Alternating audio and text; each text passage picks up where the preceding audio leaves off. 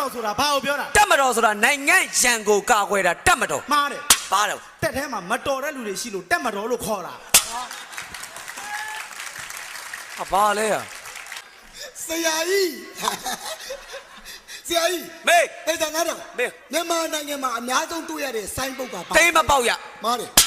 ကွန်းတွေမထွေးရမားတယ်အမိုက်မပြေးရမားတယ်မြန်မာနိုင်ငံမှာအများဆုံးတွေ့ရတဲ့ဆိုင်းပုတ်မသိဘူးကွာမသိမချင်းမထားမြန်မာနိုင်ငံမှာအများဆုံးတွေ့ရတဲ့ဆိုင်းပုတ်ကတက်ပိုင်နေမကျူးကျော်ရ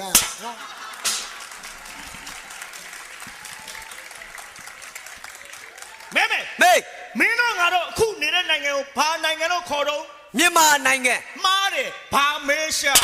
ဘာတော့ဘာမေးမေးအကုန်ရှာလို့ဘာမေးရှာ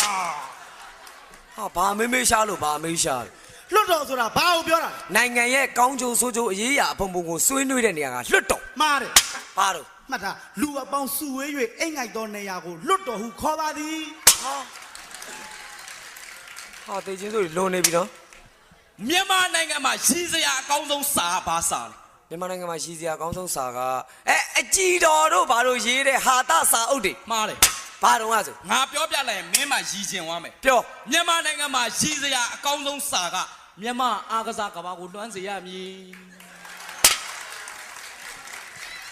အေးဟာရည်ရတယ်လို့တော့ရှိတာဟော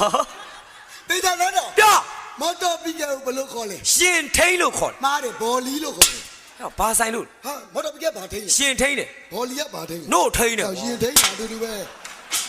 ဘာပြောရိုက်ခံမယ်တူတူတော့ကိုပြောချင်တာပြောမယ်ကွာ